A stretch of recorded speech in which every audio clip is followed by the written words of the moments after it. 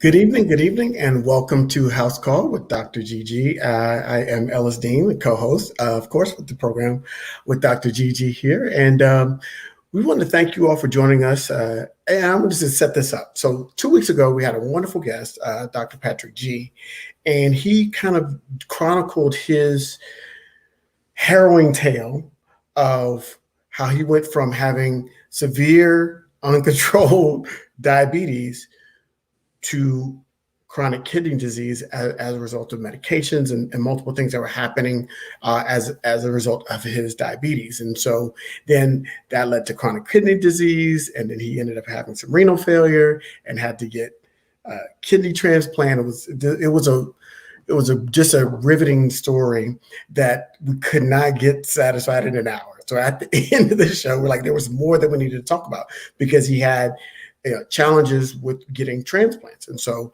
Dr. Gigi said that we got to bring you back. We're going to have some conversations about transplants. And so we've got a surgeon here that's going to kind of talk about that process of getting transplants, getting kidney transplants, and what that entails. We also have some kidney patients that come on and talk about their personal experiences and share their stories. So really going to expand that conversation that we had. And hopefully Dr. G will be back with us. So I don't know where he is, but hopefully he'll join us throughout in the middle of tonight's broadcast or throughout this broadcast. So a couple of things that I want you to do. So if you're in the comment section, let us know where you're watching from. We always like to know where you're watching from. Number two, if this is some information that you can use or that you know somebody in your circle could use this information, please tag them or share this information on your page because we want to get this out. Health literacy is for real, and it needs to be increased across the board for all of us.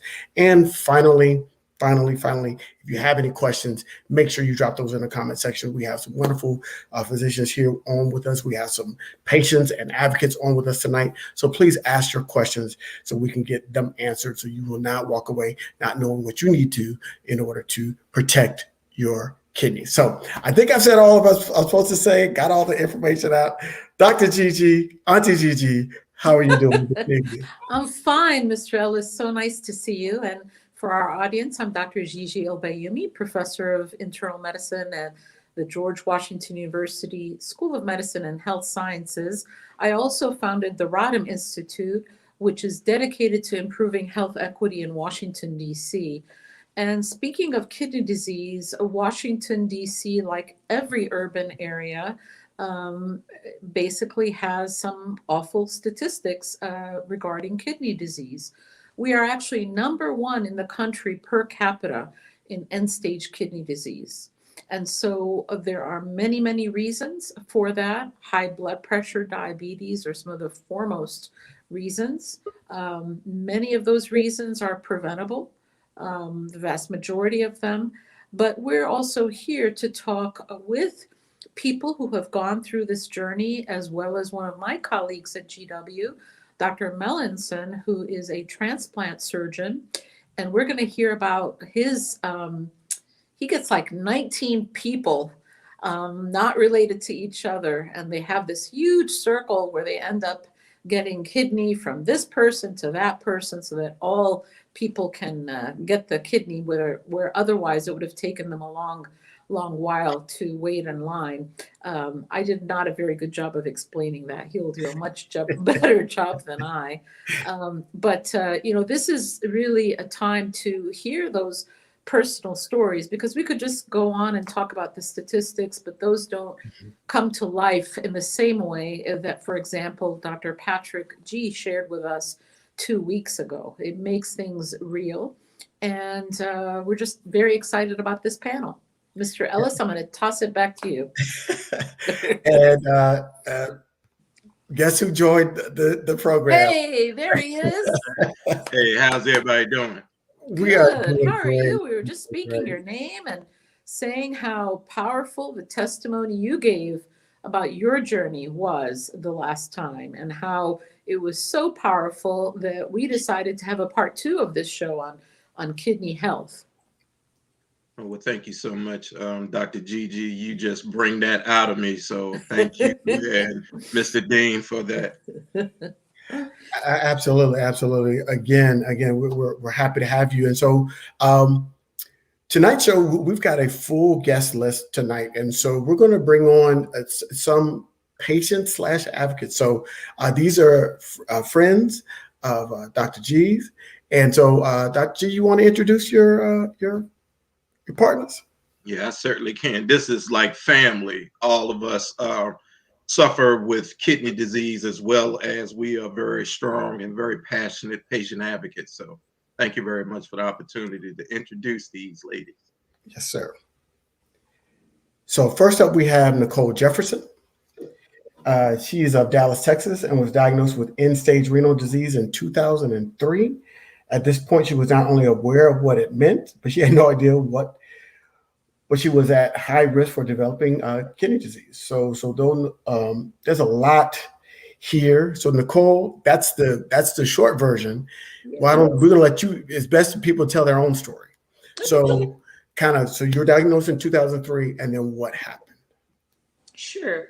So, one of the things that I really want to get over is to explain that kidney disease typically has no symptoms. I simply thought I had the flu that wouldn't go away, and I decided to go to the emergency room one night.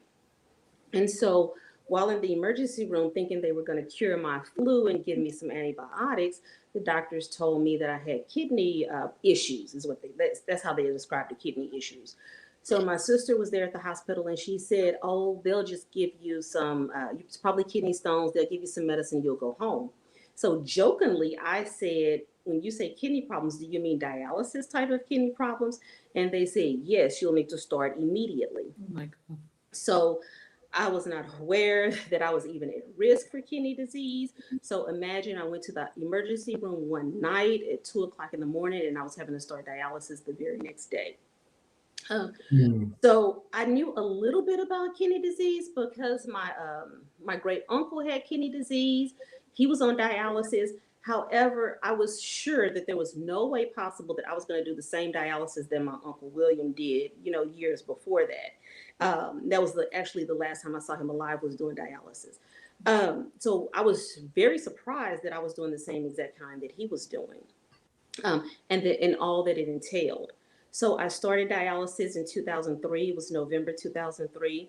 And then they told me, I was like, what's next? Because again, I didn't have any information. And they told me I need to get a kidney. So, of course, we're doing all this workup. And being in Dallas, Texas, they explained that I would probably take about 5 years for me to get a kidney because I was O positive. So during that time, I did dialysis. I did the in-center dialysis that most people know about, typically starting out. However, because I'm terrified of needles, I had to go home and do peritoneal dialysis. In my journey along the way, I found that not a lot of people who look like me were advised that they could do dialysis at home. So this is not something typical of the Black community to do dialysis at home and to do another form of dialysis. I chose that one because I had a daughter to raise. I had to go to work every day. So that was the best one for me. I was able to obtain a kidney um, June 12th of 2008. So they were correct in about 5 years that I would get the kidney. So I did get the kidney. They explained it was a high risk kidney, and they said it would probably last. At that time, they told me about 6 to 7 years, no more than that. So during that time, I kind of did a rush to make sure I knew everything I needed to know and be prepared for the next time just in case. Luckily, my kidney didn't start failing until 2016. And even with that, I kept telling my nephrologist at the time, by this time I had moved to Des Moines, Iowa. And I kept telling my nephrologist that my kidney was failing. And he said, based on your numbers, you're not in failure. So I said, well, can you please do a biopsy? I don't feel right. I feel like I'm in failure. And he wouldn't do it. And after 6 months of me asking him to perform a biopsy, which is rare, I told him I'll go back to Dallas and let a surgeon there do it because I know they'll do it. And he said he would do the biopsy. And I'll never forget, as part of this, I was on my way to the Transplant Games of America in 2016, and my doctor called me and he said, "You do know your body. Your kidney is in failure." Hmm. So I was like, wow, okay. He said it's 90% scarred. But again, looking at the basic papers, it didn't show that it was in failure. So luckily, I was able to to start listing on to obtain another kidney. I was living in Des Moines at the time, so of course I listed in Des Moines. I went to a major medical center in Minnesota. I went to Nebraska. Because my entire family was in Dallas, I came to Dallas to be listed. I also went to Houston because I have an uncle in Houston to be listed. Um, However, through that, one of the obstacles that I faced in I was a form of racial discrimination in healthcare is that when I went to the major medical center in Minnesota, they would not allow me to be listed because my kidney function, the EGFR that's listed, was not low enough. And the reason it was not low enough is because for African American, they times it by 1.5. And if they listed me as white, then it would have been low enough. So it was a little bit of time that I had to wait to be listed on that one. However, I still went to other centers to be listed and make sure I could be listed at other locations. Luckily, the other locations did tend to look at other things that were going on. That's another thing that a lot of patients aren't aware of. That the ones that I typically speak to do look like me, and they aren't aware that you can be listed in more than one location. You can be listed around the country. And the reason that I chose those particular places is because they have a quicker turnaround in transplants and getting kidneys because there are not a lot of people waiting as many as in the major locations like the Texas and the things of that nature. So during this time in 2000, this was 2016 when I found out I was in failure. And my nephrologist in Des Moines kept telling me, do not settle for any kidney, just keep waiting. You don't need to rush. So I just did a wait out. In that time, I moved to Dallas, Texas in 2018. I moved back home. Again, they kept telling me now it was not 5 years that it would take me to get a kidney because there were so many people on waiting lists. It would take me 7 years possibly to get a kidney. I couldn't do that. So my doctor in Dallas wanted me to be on dialysis. He kept saying, you have to go on dialysis. You're going to crash on dialysis. And I told him throughout my history of kidney disease since 2003, one thing I've learned is that I know my body better than anyone. So I told him it was not the time for me to go on dialysis. I would not go on dialysis. I end up with a very bad pneumonia, PJP pneumonia, that almost, actually took me out, and it did some damage to the kidney as well. However, I told him my body was still not ready for dialysis. I had too much to do. I'm an advocate. I had speaking engagements. I just had my life to live, and being tied down to dialysis was not one of them. So what happened that's really interesting and is really funny is in 2020, right when COVID started in March, he continued to say, you're going to crash into dialysis. You're going to crash into dialysis. And I said, I've crashed before into dialysis. I mean, if it happens, it happens. I'll go to the emergency room. They'll put a port in there to start dialysis. And he said, I don't want that because I don't know if you'll make it. I said, well, we'll just see. I said, but I promise you this. I said, I've already spoken with the surgeons to get everything placed.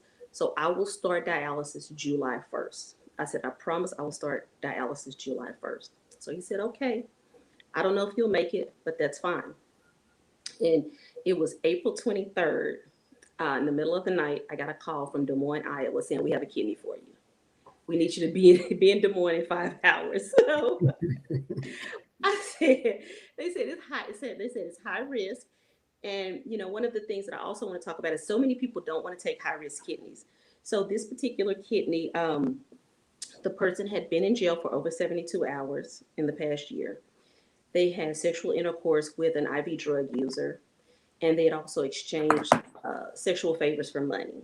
So they said, so she was telling me all this, and so she said, do you still want it? I said, I still want it. So, and throughout this, the interesting thing is this kidney and this transplant has been better for me and better to me than my last one. I've told some friends of mine, I talk to Patrick every day. I told him, I haven't felt this good since 2002 or 2001. So okay. We can't say no just because we think there may be an issue with the kidney. We have to go ahead and try it and go ahead and take them. So, Well, yeah, that's a. We'll have some time to tell some more of your story. But we got other guests we want to get into the program so we can really have this more robust conversation Yes. here. So next up, we have Miss Glenda Roberts. And Miss Roberts is a passionate advocate, activist for kidney research and people living with kidney disease. She is involved in a myriad of national and international transformative research and healthcare initiatives focused on improving patient outcomes. She's a member of multiple societies. She was also diagnosed with kidney disease when she was just out of college. Linda she has firsthand knowledge of the challenges faced by people and families affected by kidney diseases. So welcome to the show. As I said with Nicole, you're the best person to tell your story. So welcome to the program, Ms. Roberts, and feel free to share and kind of get us up to date on where you are in terms of your journey with kidney disease. Thank you. It's a pleasure to be here. I appreciate this opportunity. And by the way, Glenda is fine. Miss Roberts is some old lady that I don't know yet. and actually, there's some truth to the statement that I just made. I was diagnosed with kidney disease when I was just out of college. I was 21 years old, and that was back in 1971.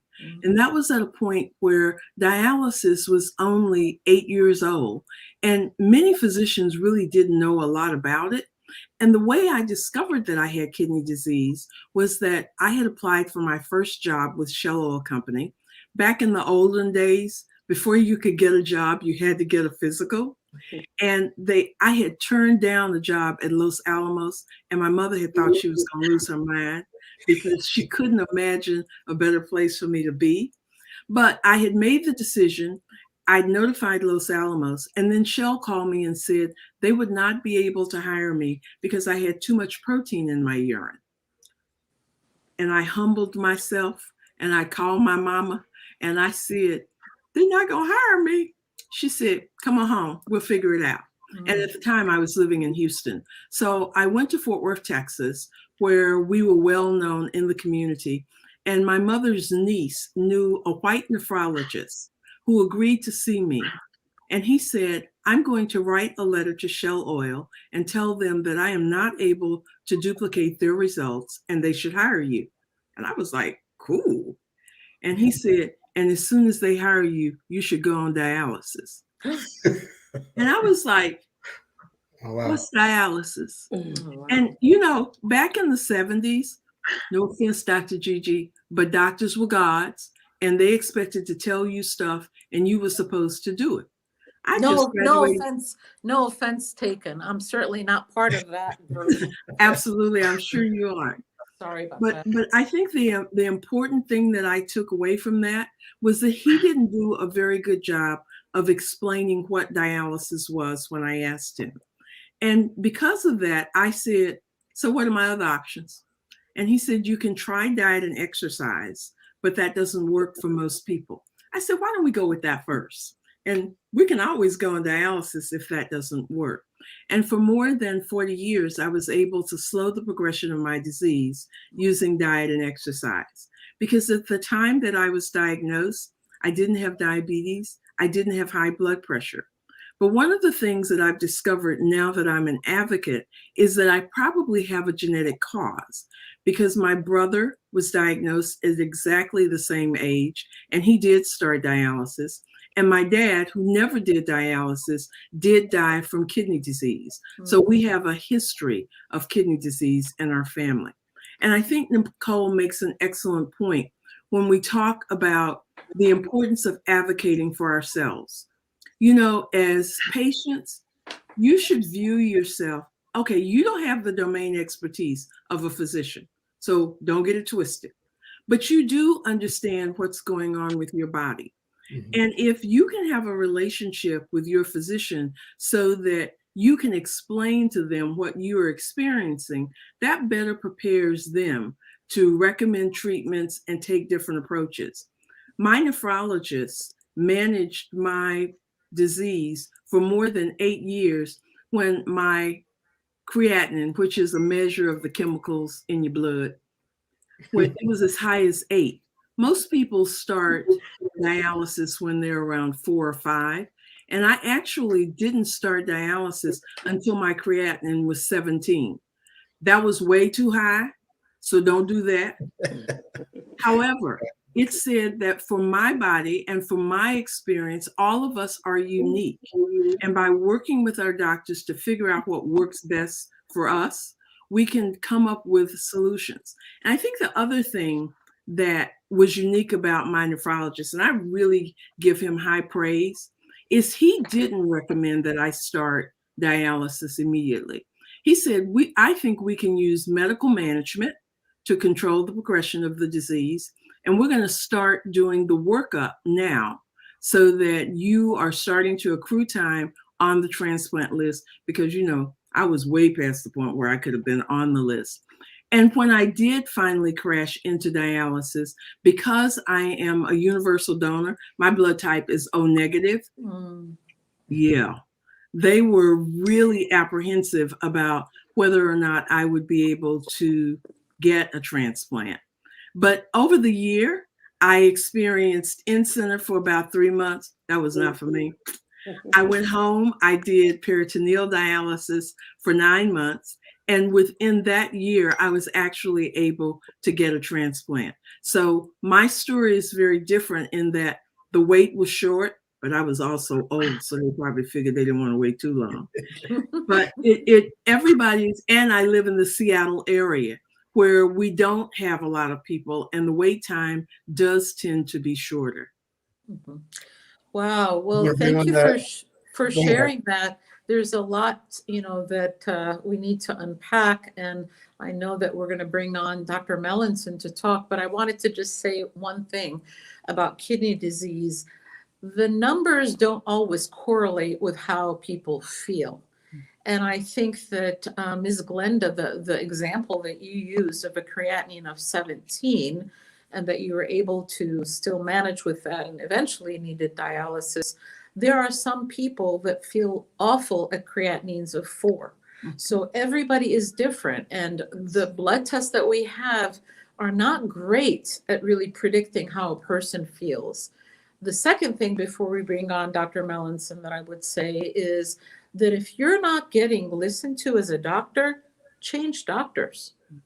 Because what your sense of yourself is right. And you don't want to waste a lot of time. I joke that when we're buying a dress or a car or whatever, we'll go from place to place. Doctors are way more important. Your health is way more important. Don't be afraid to change. And we're going to bring on our final guest, Dr. Gigi. You want to introduce us? Sure. Dr. Melancon is just a lovely person. He is a professor of medicine, a professor of surgery at GW in Washington, D.C. And he's really one of the people that pioneered the multiple people transplant, the round robin transplant. And we are so lucky to have him at GW. And I'm going to just have Dr. Melancon describe what that multi-person transplant that you do so well is. Well, thank you, Dr. Gigi. It's my pleasure to be here this evening, and I really enjoyed hearing the stories of the patients, Mrs. Jefferson and Mrs. Roberts.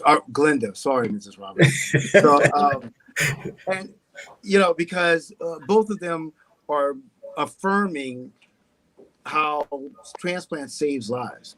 And that's the whole point. Once you have kidney disease, you are really spiraling toward an early death. Doesn't mean that all these patients are going to die an early death, but that's where you're headed. Now, in this example, these two young ladies were able to avoid that because they made changes in their lives and in their lifestyles. The best type of transplant, if you get to the point where you need a transplant, the best type is going to be a live donor. Now, in both of these examples, they received deceased donors. But if you have all the options available to you, which is why I always make this joke with my medical students, I say, the person that's best likely to save your life is one of your siblings. And so if you've had any problems with your brothers and sisters, you better call them right now and tell them you love them, because that's the purpose. That's the person that's going to best match up with you and can save your life. In these big paired exchanges that we've done, and I've, 4 times we set the world's record for the largest paired exchange. In each of those paired exchanges, we had live donors for the most part, where someone came forward and tried to donate to someone that they love, but for whatever reason, they didn't match. So what we had to do, we had to find a better match for them. So let's say, Dr. Gigi, you needed a transplant and your brother or sister was trying to donate to you, but you didn't match. Well, they could donate to someone else, and someone else's brother or sister could give you a kidney. And then, it's called a domino because it's like dominoes falling. As you get one pair exchange and then another, this can go on and on and on. And so we did 16 transplants once. So that's 16 people getting transplanted and 16 donors. So that was 32 operations that we had to do within a very short period of time. And the whole reason we did this was because you had all of these wonderful people that came forward to donate, and for one reason or the other, they didn't match. But the funny thing about my career, although I'm a surgeon, although I do transplants, what I've come to understand is what you do, Dr. Gigi, is actually more important. It's on the front side, treating people before they develop these problems. We've heard from these two beautiful young ladies about what the problems they had after they had kidney disease. What we need to be doing a better job of, and as you know, I founded the Ron and Joy Paul Kidney Center. And what we do in that kidney center is we go out into the community and we educate people about what can lead to kidney disease. And the two most likely things that lead to kidney disease are going to be high blood pressure and diabetes. And the problem with both of those primary care issues is that, a lot of times people don't know for years that they have diabetes, or for years that they have high blood pressure, or they get diagnosed with high blood pressure and it's not well treated. And by well treated, I mean, if you have high blood pressure, it needs to be normal in order for it to be well treated. And most people don't get that. We always have this running bet when we go out into the community that, and I bet with my team that the person that will have the highest blood pressure at wherever the venue is will always be someone that, number one, knows they have high blood pressure, number two, is under the care of a doctor, and number three, is on medication. And it never fails. It's always someone that already knows, they're already on medicine, and their blood pressure is uncontrolled. So one of the messages I always try to get out is, well, what does it mean to have normal blood pressure? Yes. That top number has to be, which is called the systolic blood pressure, needs to be under 140, right? So it can't be 140 or higher. It doesn't matter that you're taking medicine. If that number's high, you still have high blood pressure. And that bottom number needs to be below 80. And if it's above 80, if it's 80 or higher, you have high blood pressure. And therefore, you are at risk. I don't care if you're on 1, 2, 3 medicines, it's not controlled and you are at risk for the problem. Same thing with diabetes. A lot of people think because they're not injecting themselves with insulin that they're not diabetic. And that's just not true. We have a epidemic of diabetes in this country. And those are the two main reasons. And that's why our people, African Americans, are at particular risk, because these two diseases, as well as the third one, which is obesity, which they all go together, right? The most common cause of kidney disease is a combination of diabetes and hypertension and obesity, right? And then you can just say diabetes and hypertension, or diabetes, or just hypertension. But the point is, for the vast majority of people, that's the issue. So what they really need is to get diagnosed and then to get good treatment. I always say that the most important appointment with the doctor is the follow-up appointment. right? Dr. Gigi is a phenomenal primary care doctor, right? She's going to make sure that you have good follow-up, because what happens, particularly with my young Black males, they get diagnosed with high blood pressure, and the doctor gives them a medicine that makes them impotent. Well, guess what? They're not going to take that medicine, right? So that's why the follow-up appointment is so important, because that young man needs to let the doctor know, hey, the medicine you gave me has a side effect that I don't want to have, right? So these are the sort of conversations that we need to have. But yes, I love the fact that we have 2 transplant patients here, and transplantation. Three I'm with sorry, Dr. 3. G. Oh, yeah, I forgot about Dr. G. Yeah, so we have 3 transplanted patients, and transplant is life-saving. It's life-sustaining, and it is exactly the way to go once you have end-stage kidney disease. But even before then, we need to be treating people and getting them to realize that they don't even need to go down that path if they could correct the problems they have. Now, I know Miss Roberts said she thinks she has a genetic linkage, and that is true. That definitely happens, but you can still have a combination of a genetic predisposition, and we still need to be changing our diet. Race is a construct, a social construct, but culture is for real, right? So, we as a culture we eat too much fatty foods and too much salt, so on and so forth. I'm from Louisiana. I love good food, and I know that is a problem, because in our culture, the food that we eat definitely impacts our health. So that's a part of health literacy. But I don't want to go on too long, but that's my preamble. So if I could just add a couple of things, because since we're trying to educate people, there are a few blind spots that many people don't realize can worsen or cause kidney disease. One of them is taking these over-the-counter medicines, be they Advil, ibuprofen, Motrin, Aleve, BC powder. All of those are the class of drugs known as non-steroidal anti-inflammatory drugs, aspirin also being one of them, and that can actually cause kidney problems. So that's number one.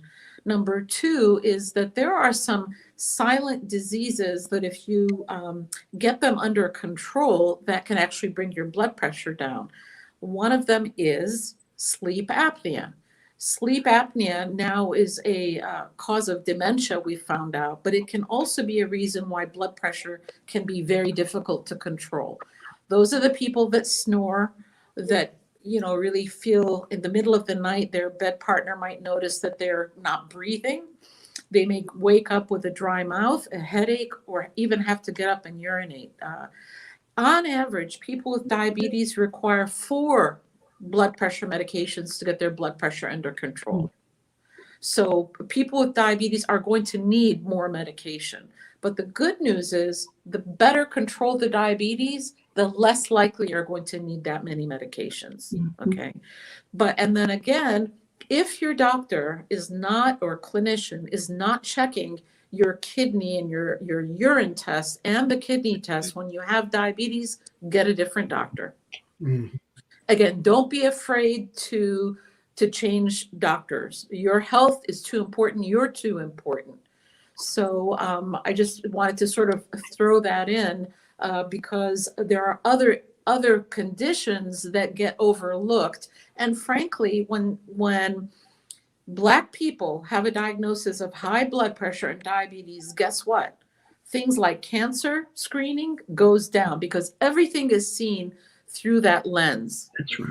So that medical apartheid system that we talk about is alive and well. And that's why it's actually, you get better outcomes when you see somebody like Dr. Melancon, right? You get better outcomes when you have clinicians of color taking care of you, because more likely to listen, to understand all the other factors, including racism and how that affects your health. Yeah, just if I could just say Sure. one thing real quickly. Dr. Gigi, you're so correct, because one of the things that Ms. Jefferson spoke to was the fact that she was feeling a certain way, and the doctor was telling her that her kidney was fine. And the problem would have been easily figured out had he just looked into her urine, because the urine is actually the way you can find early kidney dysfunction. So when you, particularly for diabetics, so all of a sudden you see a lot of protein in the urine, you're going to detect kidney disease long before you're going to see a change in the blood test.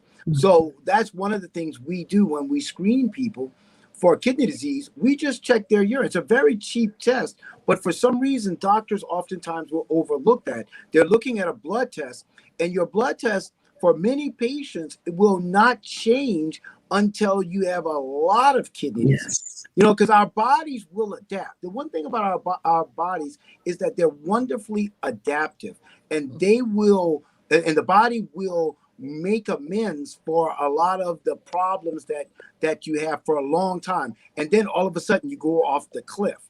So protein in the urine, which is a very inexpensive test, is the earliest, cheapest way to find kidney disease, long before the blood test will tell you. Yeah, well, I can speak to personal experience. I don't have kidney disease, thankfully, but I did have some issues, and it was because when I was playing a lot of sports when I was younger, I was taking a lot of those anti-inflammatories to get over the pain from sports, and then I would go to my physical, and the doctor was like, they did the urine test, and they were like, I'm not real happy what's going on with your kidneys. And I said, oh, hey. And I already knew that my father had, he's in dialysis right now. And I said, I don't want to mess that up. So I just stopped. I was like, I just stopped playing sports, but I stopped taking those medications and said, okay, look, if I'm gonna have pain, it's just soreness, muscle soreness. And I'll have to deal with it in another way, a more natural way, because I don't want to, you do have to make some lifestyle changes. So it's not just dependent. You can't be so dependent. You have to make some lifestyle changes. Like I put on the screen, 88 million people are pre-diabetic, right? And and that's a lot of people. However, that they also have an opportunity to not be pre-diabetic, but they're going to have to make some lifestyle changes in order to get out of that status. And so we have to incorporate that into what we're doing. We're thinking about working with our doctors, working with our healthcare specialists. We've got to make sure that we're doing what we need to do when we're not in the office.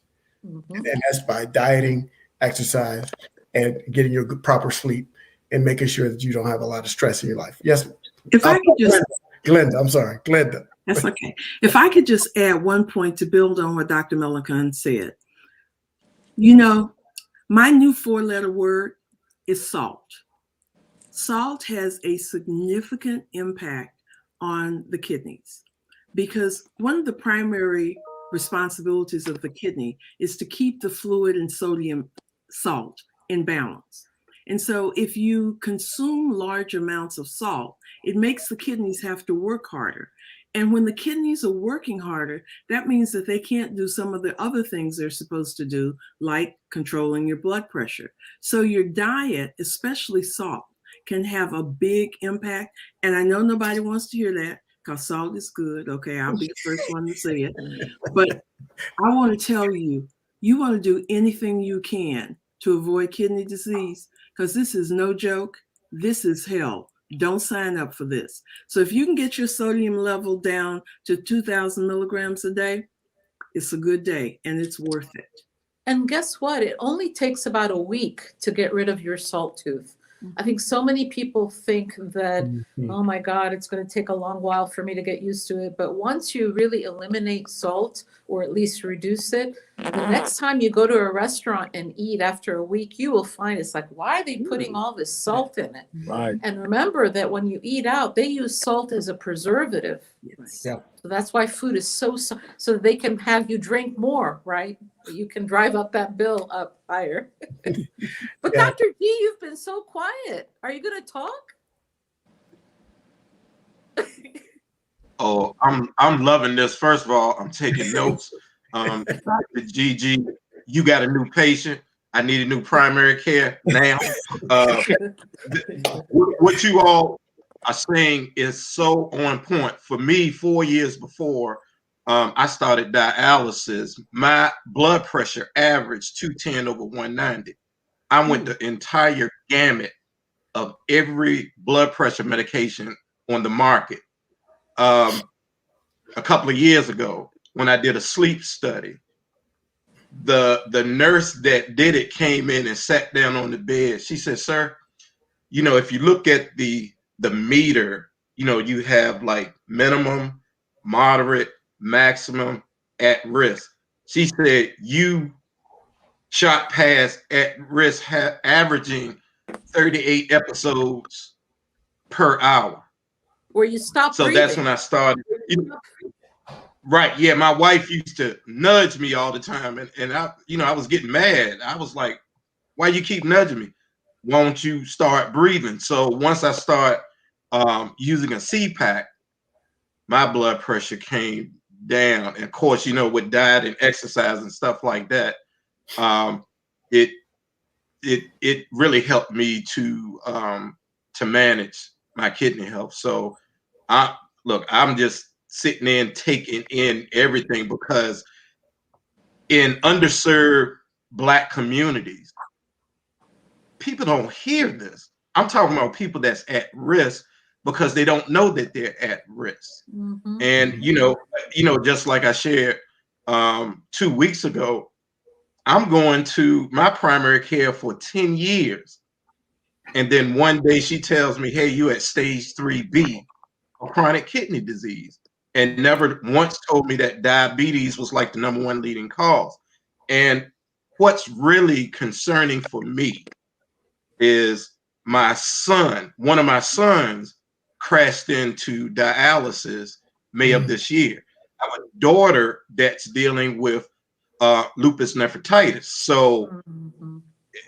this family dynamics, because when I was on dialysis, I was the only person that I knew of at the time that had chronic kidney disease. Now I have two children Mm. that are at risk. So, I wholeheartedly agree with everything that's being said. And, I hope folks that are watching this, and even, during the replay, can kind of take into what Glenda and Nicole have said, because we are very passionate and relentless in going into the community and just preaching this to folks, because they don't have health literacy. Physicians are not telling them that they may be at risk, and it's sad. So I really applaud you all for what you're doing at GW, going into the communities in DC, and really, putting boots on the ground efforts to kind of educate the people and talk to the people. I really want to commend you on those efforts. Thank you, Dr. G. I would also say that when it comes to kidney disease, it's better to see a kidney specialist. So don't wait to have, I'm a general internist, right? A person may have a family medicine or a primary care person, but once there is anything wrong with the kidneys, better to see a specialist early. Do not wait, because there are things that come out in specialties that one doesn't know about. And so why take a chance? The primary care person that you're seeing should be keeping tabs, but once it looks like you are having an issue with your kidneys, go right to the specialist. Do not wait, is my advice. Wouldn't you agree, Dr. Melancon? Absolutely, and there have been numerous studies showing that not only do you get better care the quicker you get to the specialist, but for many decades, for African American patients, there was a delay in them getting to the specialties. Mhm. Dr. Gigi is absolutely correct that the quicker you can get to the specialist, then the quicker that things can be stabilized. Because even once you get diagnosed, it was kind of like what Ms. Roberts was talking about. You can make lifestyle changes that can keep you at a certain level. So even though you have what's called CKD, chronic kidney disease, it can stay at a certain level for a long time if you are willing to make the lifestyle changes.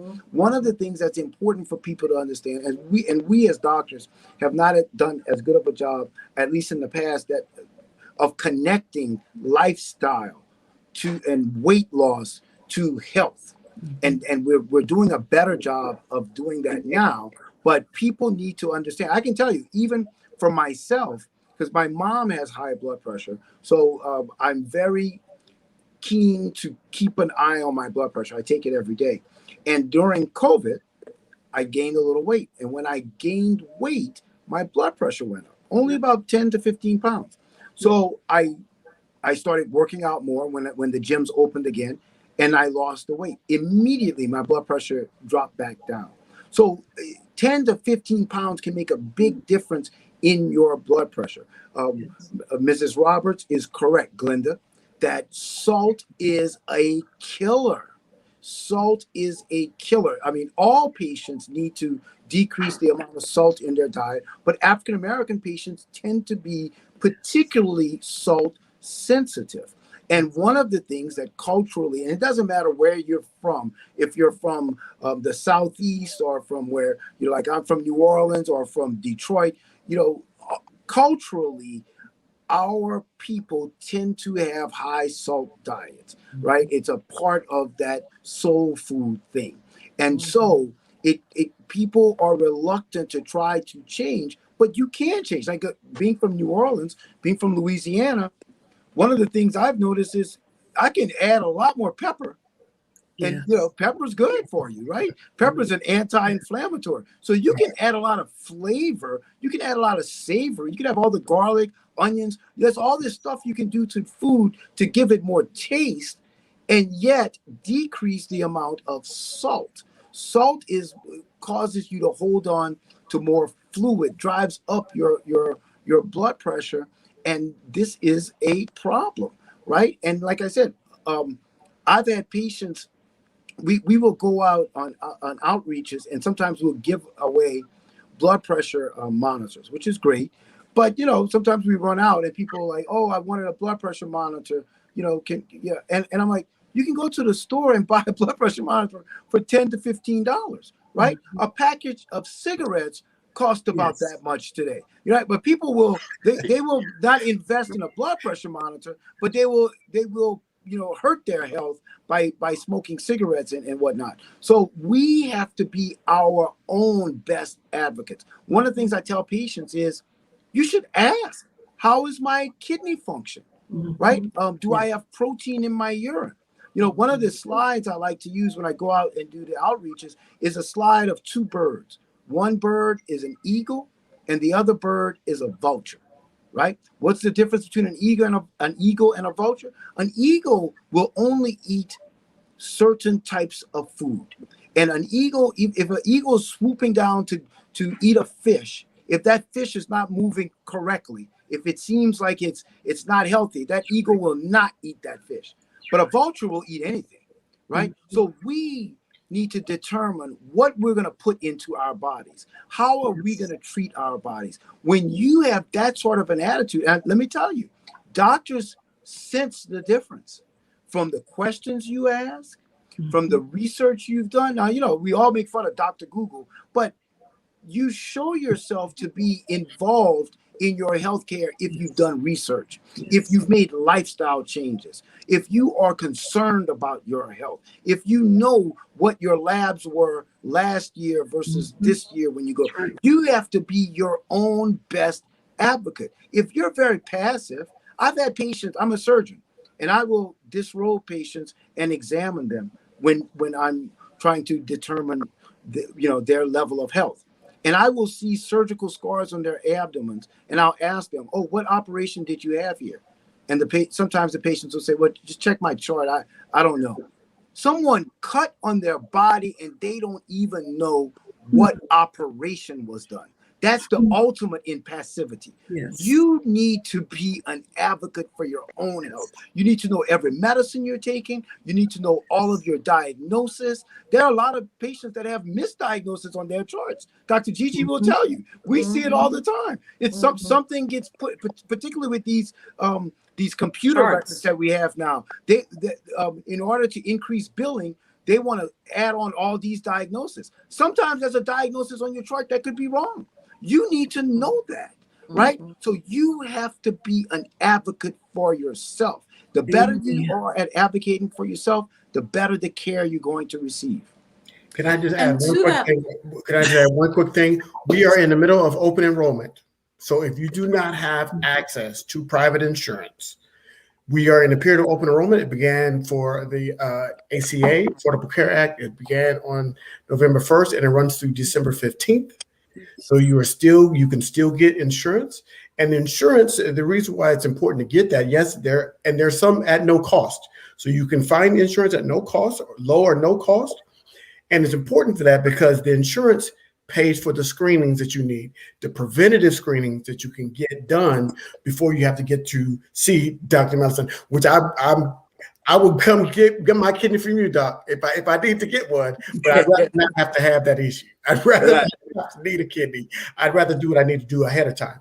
And so open enrollment for Medicare is also, it lasts a little bit. It started in October and it ends on December 7th. So there is still time.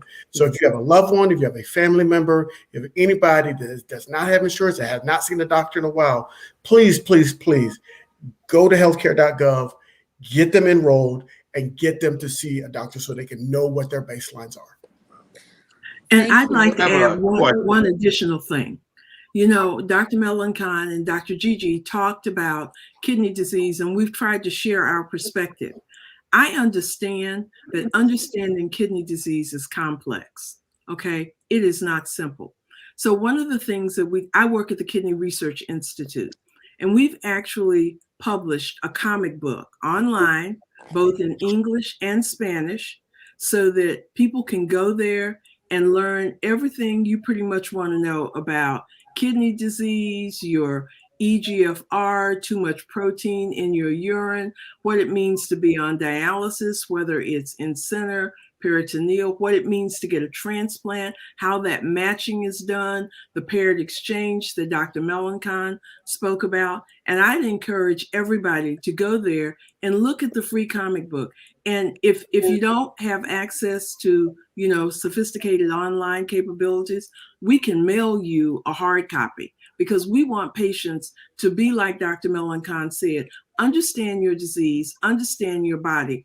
And the other thing that I do after every appointment, I get online and go to the eCare system and I read the report that the doctor wrote to make sure that I understood the same thing that they understood. And there have been occasions when I've had to call them and say, that wasn't what you told me. You told me you wanted me to do these 3 things, but in the report you have those 4 things. You didn't say anything about that. So do you want 3 things or 4 things? We do have to stay involved with the system and manage and own our own health. Well, please mail us some of those comic books because Dr. Melanson and I would love to take those to the various communities that we work with. 2150 Pennsylvania Avenue Northwest, Washington, D.C. 20037. And maybe if you can put the link in the chat, that would be very Yes. helpful. What's the link, Glenda? Okay. I will go and find it while you guys are talking. I can send you to KRI, but I need to get you to the comic book itself. Okay. Please. Please. And I just wanted to come back to you, Ms. Nicole, because at the beginning, you know, you were sharing your story, but since Dr. Melanson was talking about advocacy, and of course, Ms. Glenda and Dr. G, it is all about advocacy. You didn't know anything about kidney disease until you were diagnosed. What was your process? What did it take? What was the journey that you took to really be your own best advocate? Wow, so it's interesting that you say that because one of the things that I did, which was detrimental, I will admit, is that I had this idea of the strong Black woman when it started. So I didn't want anyone to know I was sick. I didn't want anyone to know I was on dialysis because I was this strong Black woman and there was no way I could be down. So I did my dialysis quietly. I received my first transplant quietly. However, it wasn't until I realized that I guess I assumed that transplant meant I was cured when I realized that transplant was only just another treatment. And it was just stopping me from going to the dialysis center or doing dialysis at home. And that's when I decided to be my own advocate. Also, in my community, I grew up in an all-Black community that was prestigious and still somewhat has that feel.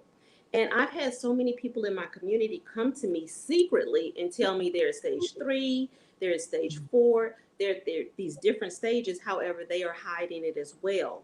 So I try my best to advocate for them and give them information. But one of the things that really made me wake up and realize was going out, doing research. And when I became an advocate, I originally, in my advocacy work, would go on Capitol Hill and speak to Congress members. That's where I met people like Patrick G, and we became fast friends, and also Glenda.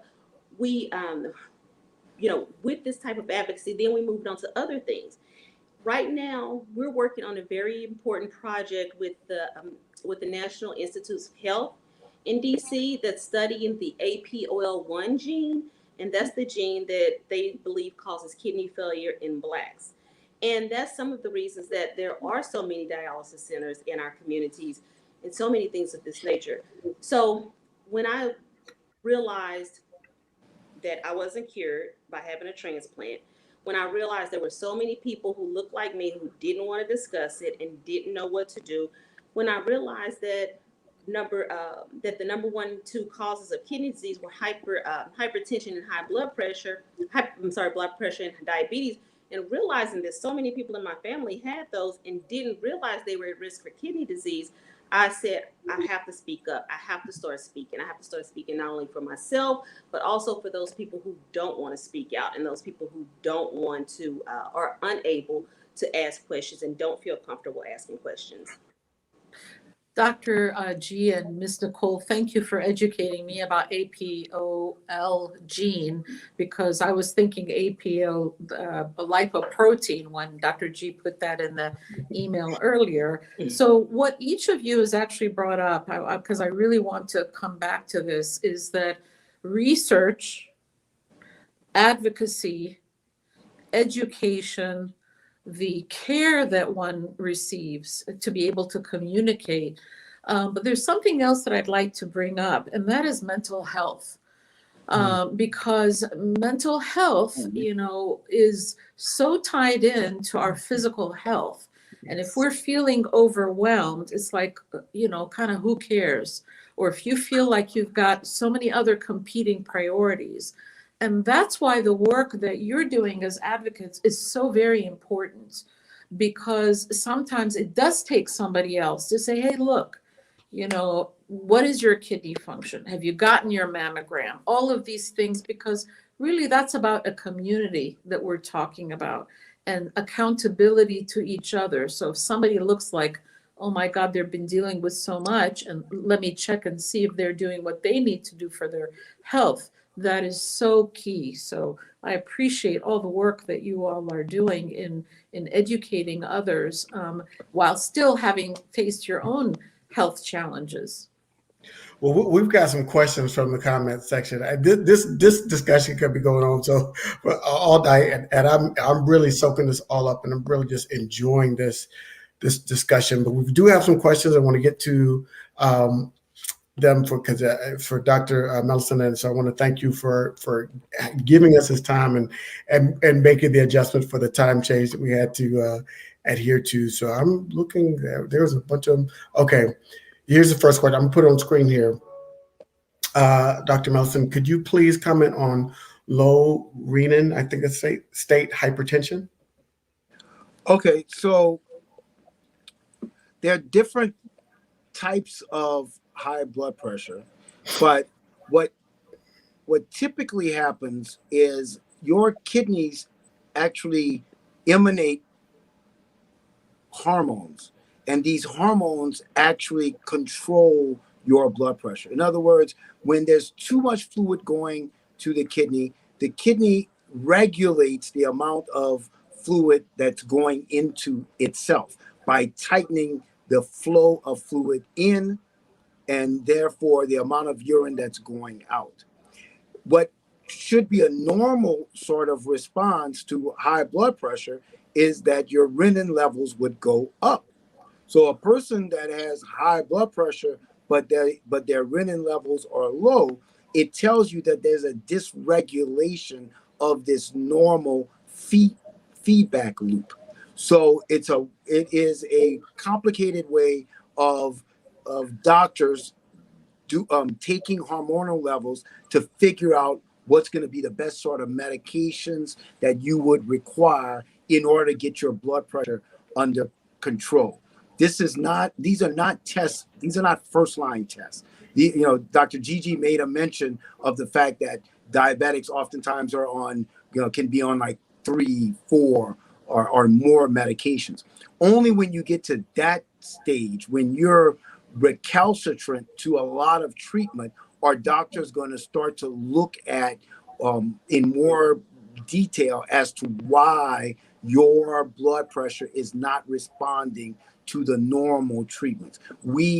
In medicine, we're going to try blood pressure medicines that come from different classes. There are different classes of blood pressure medicines. Diuretics, which a medicine that makes you make a lot of urine, is one class. Then you have calcium channel blockers, beta blockers, so on and so forth. If you're on a lot of medicines from all these classes and you still have high blood pressure, then the doctors need to do more detailed tests to figure out why you still have high blood pressure. And I will add, Dr. Melancon, that for Black patients or patients of color, that tends not to be done.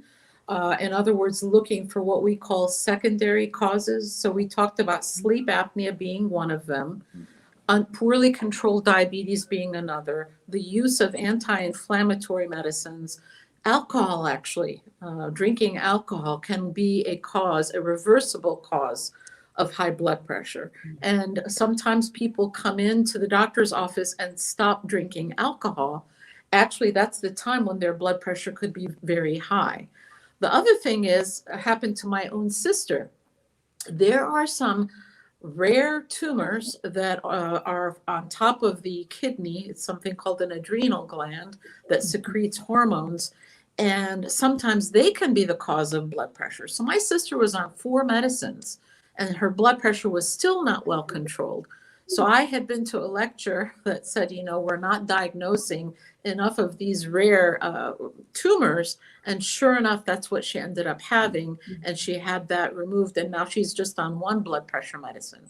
The other thing I want to point out, there's a study that shows that if you take your blood pressure medications at night, except for the water pills or diuretics, if you just simply switch from taking your blood pressure medication in the morning to the evening, you get an additional 15% reduction in stroke and heart attack. Wow. Why is that? When we wake up in the morning, to be able to wake up, the body secretes cortisol at about 4 in the morning. So if you look and see when most strokes and heart attacks happen, they're in the morning. So if you take your blood pressure at night, guess what? You're covered. Instead of waiting after you've gotten up and a couple of hours and, maybe you forgot. If you take it at bedtime, that's the best time to take it. Except for diuretics, because you don't want to be running to the bathroom at night. But these are just some aspects of just some simple things that can be done. One more thing I don't want to forget. If you have swelling in your feet and ankles, that could be a sign of you having protein in the urine. Get your urine tested. Make sure that your kidneys and liver are okay. Swelling in the feet and ankle can be if a pregnant woman, if one is chunky, but we need to make sure that it's not your kidneys or your liver that's causing that problem, or your heart. And I was just going to add one thing. And thank you so much, Gigi, for clarifying some of this, because one of the things that we're finding, I'm doing a study right now, and we have found that African American patients in particular sometimes metabolize medicines a little bit differently. Mm-hmm. So a lot of times we are labeled as being maybe non-compliant or non-adherent, that we're not taking medicines when we're taking them, but our bodies break them down faster. We see this all the time in transplant, and that's what made me interested to see if this is true in other medicines, and it is definitely true. So sometimes you may need a higher dose simply because your body breaks down the medicine a little bit faster. And when these studies were done, many studies that were done, particularly years ago in the NIH and other government agencies, there wasn't enough diversity when the drugs were approved. So there weren't enough people of African ancestry to show that the medicines were being metabolized differently in these subgroups. So that's the other thing that can happen. It's very important for us to participate in clinical trials when they're developing new medications. And so Yes. we've had some Facebook Live discussions about that. And so we're going to continue to bang that drum. And I know a lot of people make a lot of reference to historical situations that have happened. But if we want better medications that metabolize and metastasize better in our systems and that are going to be effective for Black people, we've got to be them. We got to be there when they're making it. We got to be there when they're creating it, and not on the back end, because on the back end we're going to get side effects. On the front end, they'll make the adjustments for our people, and so we got to be there at the beginning when they're making the medications, not when we're taking the medication. And so, please, if you can participate, if you feel comfortable participating in clinical trials, you can stop at any time. We know all the stipulations. If you can participate, please participate, because they're very important especially for Black and brown people, all people of color across the spectrum, to participate in these clinical trials. And not all clinical trials involve taking medicines. I'm in a clinical trial right now. I actually was at the NIH yesterday. I had shared with people that I had kidney cancer a year ago. So I'm just being observed. So Yes. They're just doing my scans and blood work. They're not treating me. They're just watching me.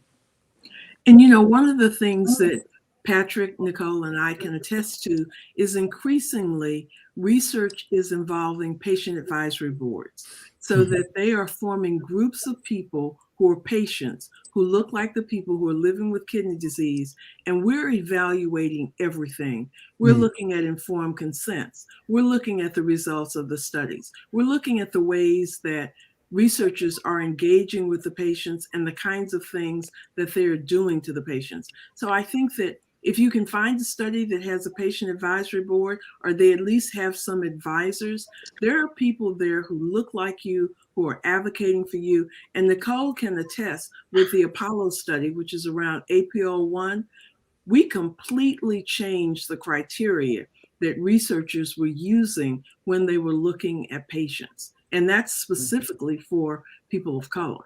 Can you say what that change was, please? Because that's a very important point. Well, one of the things that we changed first off is the way in which they were going to approach the potential, subjects.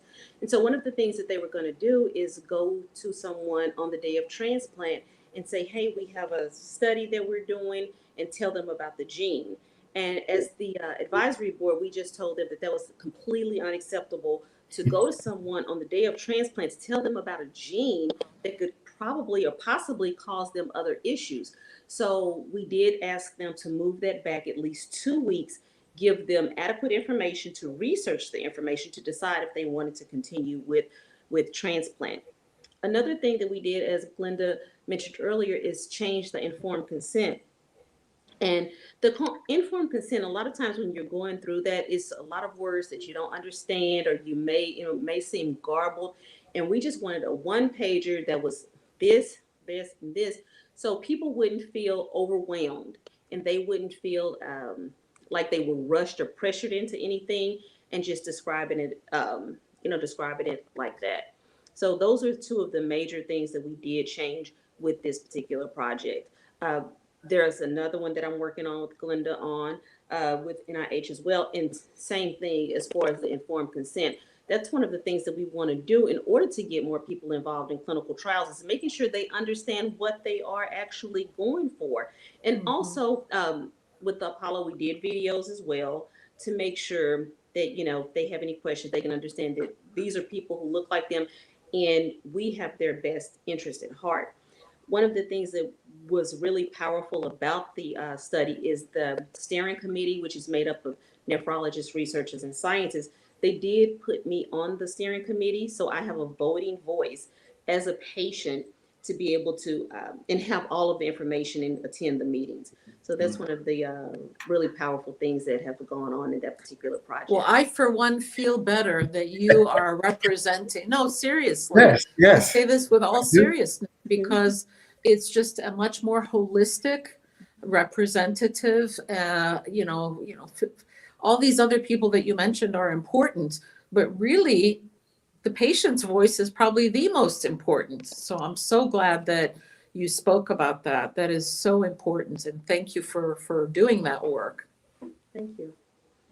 Absolutely. You know, it's amazing. I'm sitting here and I'm like, I could watch this all night because I'm sitting here and I'm looking at 3 patients. And Dr. G, we talked about this last time when you were on the program about the multiple surgeries that you went through, the disappointments, all of the trials and tribulations that you had to face just to get to this point, and the fact that you turned that around and are now advocating for people to not have that same experience.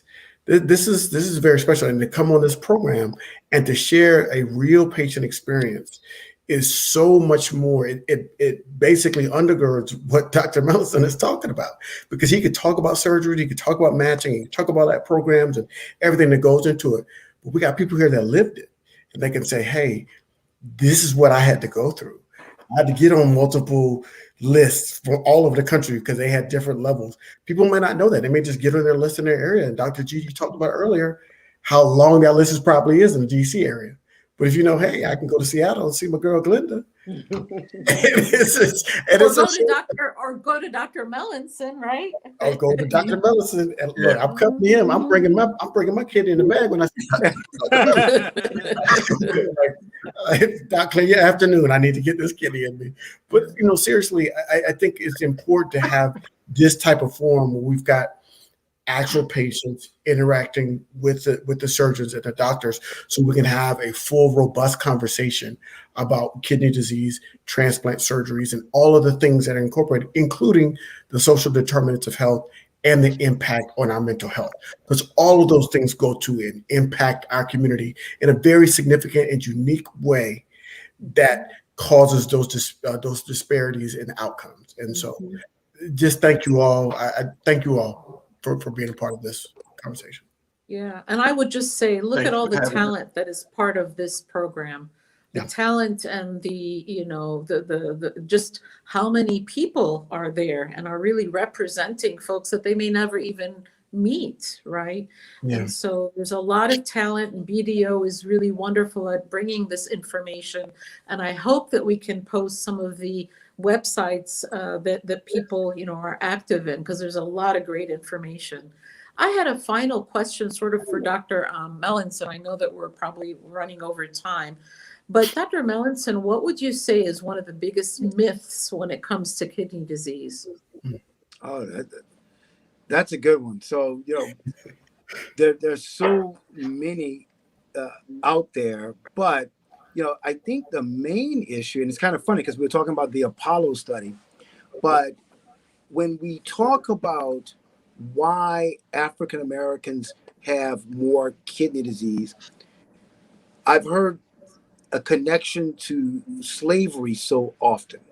So one of the myths is that somehow through the Middle Passage or through how we were taken from Africa, that somehow increased our risk for kidney disease. And I think that's a myth, although, we can get into how slavery would have impacted our health overall because of deprivation and things of that nature. But there's nothing to prove that grabbing people from West Africa and bringing them over in any sort of way impacted the way people have kidney disease today. And that's why I believe, even with the Apollo study that you heard so much about, which I think is a great study, but I think this APOL1 gene is really, what it's really going to prove is that African Americans have it's like what they call a two-hit hypothesis, right? That there might be a predilection, but really it goes back to lifestyle. All right. And if you go to Europe, if you go to Canada and you look at the rate of kidney disease for people with black skin, it's not nearly what you see here in the United States. And one of the reasons is, socialized medicine. So again, it's these, social determinants of health. If you diagnose people early, you give them treatment early, you concentrate on what you do, Dr. Gigi. And I heard Dr. G mention he's going to make you his primary care. He doesn't realize how long that wait list is. you can get to the White House easier than getting Dr. Gigi as your primary care doctor. Because there's a long line to see her. But the point is, you can invest some money. I'm gonna get on that list. Show them this video. Show them the video. That's me. Right. I'm right next to her. That's me. But the point is that those things. I mean, we spend so much money. Like I saw today that the price of Medicare is going up for one drug that we haven't even proved that works for Alzheimer's. Right. Mm-hmm. High blood pressure medicine is relatively dirt cheap, right? Same thing with insulin. These are things that we should be providing to people because it's going to help so much the downstream stuff. At the NIH and we're doing all these studies about genes and stuff. Really, what we should be doing is just doing a better job of, it's kind of funny coming from a surgeon, but we should be doing a better job at primary care. I mean, if people got better, like Dr. Gigi, you mentioned it, better access to psychosocial care, right? So the psychiatrist, or you know what? Let's start by just getting rid of poverty. Let's make sure that women have good care so that they can have babies that are healthy. Yes. Because when the baby is born premature, that actually sets them up for heart disease and high blood pressure and all these other outcomes. Yep. So when we're talking about, racial or equity, we're talking about economic equity, legal equity, educational equity. Health is like the canary in the cage. Yes. It's a reflection of all the other things that are going wrong. So if we really care about these issues, it is about the quality of housing, the quality of food. The fact that in DC, do you realize that there's only one grocery store in Ward 8 that serves 80,000 people? Mm-hmm. Where I live here in Northwest, you trip over the number of Whole Foods and Safeways and so forth. I mean, that is what we talk about. That's racism. That's from redlining and Jim Crow. This has not changed. Right, and that's my point. My point is, I know that. No, we're saying the same thing. Yeah. I am agreeing with you, of course. But I've got that little bit of an Egyptian aspect, so that passion comes through. But in all seriousness, though, there is a very good documentary that's on the PBS right now called "The Last Battleground," and it's actually about the history of Washington, D.C. And it just shows you how racism and the fact that it used to be at least Chocolate City has impacted everything, including health and educational. It's really well worth seeing to see exactly how these systems of racism have actually been put in and have really hampered people's ability to enjoy the fullest life and their fullest potential in any aspect. So that's my sermon for today. I'll be passing it around the dish. We're going to pass the plate. Shirley, I think. Amen, Sister Gigi. There's a term, and it's called ultra processed food, right? And ultra processed food are high in preservatives, and that includes salt. And so I'm making that point because I want people to recognize that when we're eating those ultra processed foods, those foods that are packaged that sit on those shelves for all that time, they're high in sodium, but we don't taste it. And we don't think about it. It's a preservative that we might eat it and it might taste sweet, but it's got a lot of sodium. Mm-hmm. And so we have to really be cognizant about when we're eating those ultra processed food. Our goal is for people to eat more fresh fruits and vegetables. That's ultimately a high high fruit and vegetable diet, a high plant-based diet is the best diet. You can call it Mediterranean diet, whatever diet. Those diets are high in fruits and vegetables are the best for you.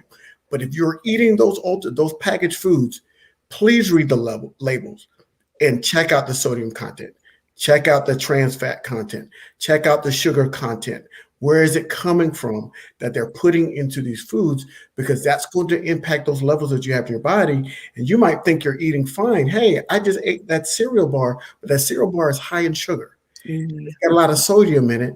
And so what's happening is your blood sugar levels going up, your salt level intake levels going up, and you're thinking you're eating healthy because I ate this Nutri-Grain bar. I'm not talking anything bad about Nutri-Grain. I ate this Nutri-Grain bar because I'm trying to eat healthier, and you're really not. Read the labels, understand what you're putting into your body at all times. I could not support that anymore. The thing that I didn't share in my story is that not only did I change my diet, first I became a vegetarian and then I became a vegan. So I only ate fresh fruits and vegetables. There you go. I drank more water and I exercised 45 minutes every day. And people said, "How did you do that?" Girl, I went to the mall. Okay. Walk around the mall for 45 minutes because you don't have to walk fast. You just need to make sure that you are getting those steps in and just think about how good that is to go to the mall every day. So I could not support that more, that there are lots of hidden sodiums and we can have an impact on the quality of our lives just by changing our lifestyles through diet, exercise, food, and drink water instead of that hot can of soda. High fructose corn syrup, it's a killer. And Doc, I'm with you. I put on my pandemic pounds myself, and so I had to drop some weight myself because I started feeling. So I feel you on that, and I noticed my body was not feeling right, and so you've got to make some changes in those lifestyle. And you don't gain weight overnight, and you don't lose it overnight. So that's right. So you got to put in the work. You put in the food. And then if I could just say a word about water, because a lot of people spend a lot of money on water. Remember, the tap water is just as good. They've done studies on it, and it's the same. And again, just like with the salt, you can lose your salt tooth in a week. You can also lose the taste for sodas pretty quickly. I used to love sodas years ago, and then I just, stopped. And now I can't drink it. It actually makes me more thirsty. Water's the only thing that can quench my thirst. So it takes some time, but I know that it's worth it. Yeah. Well, guys, Hey, so we're gonna. If I can add. If I could just add quickly, I was just going to do a wrap up so everybody can cut. So Dr. G, make your point, and then we're going to go around the room as everybody kind of get their final statement for this, so we can wrap up the program. But go ahead, Dr. G. Okay. Thank you. I just wanted to piggyback off of what Dr. Gigi said. There was a research that came out earlier this year talking about microplastics being found in organs. As patients were awaiting, kidneys, heart, stuff like that. So even drinking plastic, bottles of plastic water, you really have to be very careful of what you are consuming. So yeah, I agree. If your tap water in your area is good, then I would certainly say drink it. Absolutely. Or get a filter. If your tap water's not good, I mean, some water doesn't taste the best. Get a filter and then put your tap water in the filter and pour it in a glass and drink it that way. Saves money, saves the environment, and it works. You're paying for it anyway, so you might as well go ahead and drink it.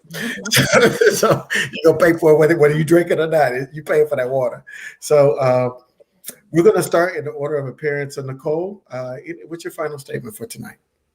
Wow, I just of course, thank you for having me. And I just want to just reiterate to make sure that people are making sure that you are attending your annual appointments, every annual appointment that you can. If you have insurance, please make sure that you utilize the insurance because a lot of those are preventive that you can go to. Another thing is understanding that if your parents or your family, if they have hypertension, if they have diabetes, understand what that means to you. And also understand that you need to get checked out, and these things need to be, in your record so you can know where you stand. Also, if you are on dialysis or you have a family member that's on dialysis, understand there are more options available to you than being in center. I'm actually the president of Home Dialyzers United, so you can reach out to us and find out just different options for you, something that works for you so you can have potentially better outcomes. But good health to everyone, and God bless. Amen. Glenda. So my other four-letter word is talk. I encourage you to talk to your family members about your health, especially about your kidney disease, so that it's not a secret. It's very common for diabetes, hypertension, and all of those things that are associated with kidney disease to run in families. Don't keep it a secret. Let your family know what's going on. And the other thing I encourage you to do is to talk to your doctors. If you have a doctor who stands over you and talks to you and won't let you talk, I encourage you to say two words: let's reset. That says, I want you to step back, doctor, because I have some information that I would like to share with you. And to Dr. Gigi's point, if they can't hear you, go get you a new doctor.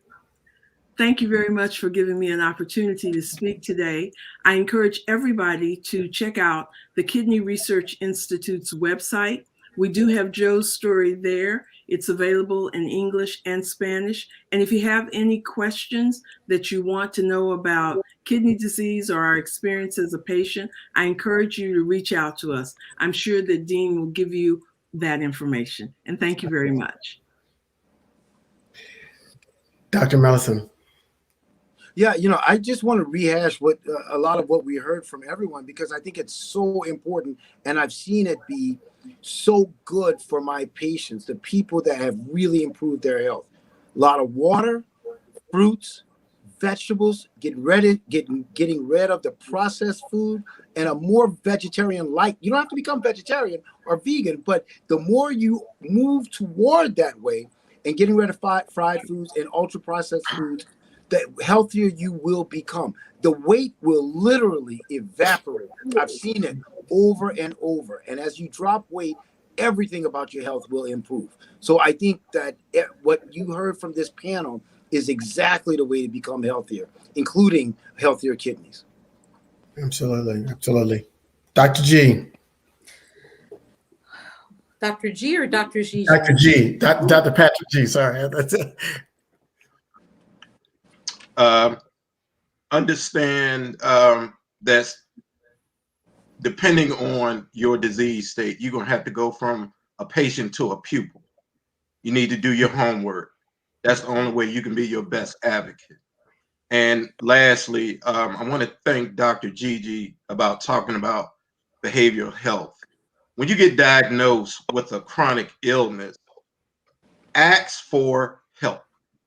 Even those that have a higher belief in God.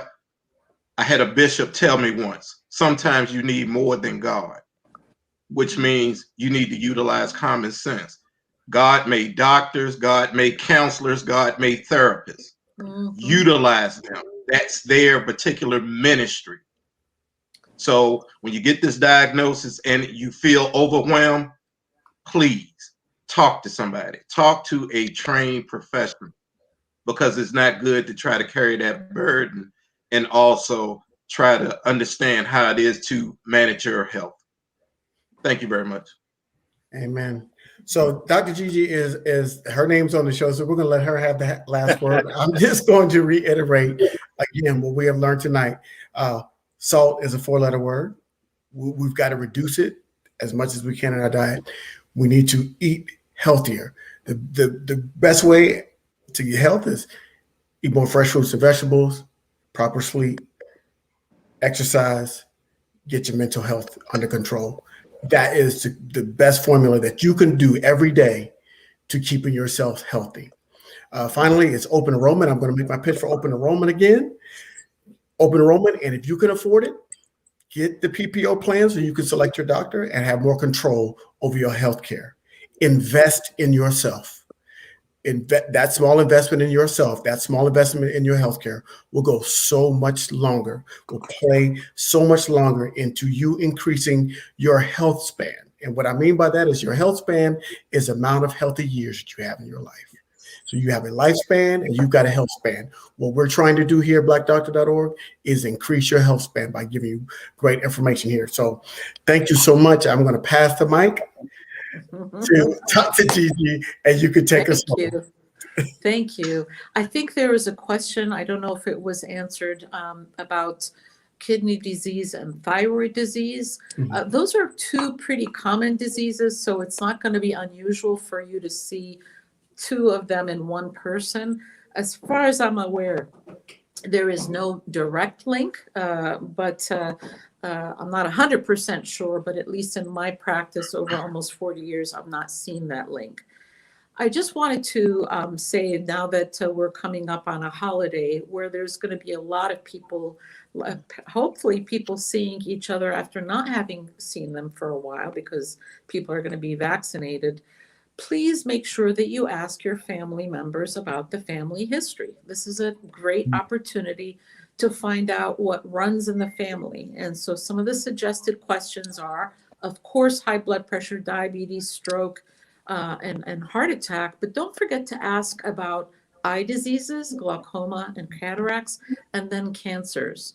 And it's not enough to ask about, the way I ask is on both sides of the family, grandparents, cousins, aunts and uncles, because that can, if there's a very strong family history, let's say of cancer, there are genetic tests that can be done.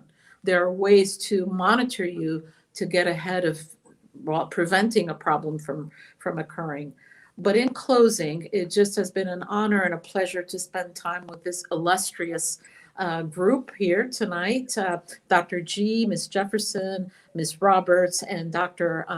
Melancon, and last but not least, the great Mr. Ellisdean. I hope that you all stay healthy and happy, and thank you again for participating in this awesome webinar. Thank you.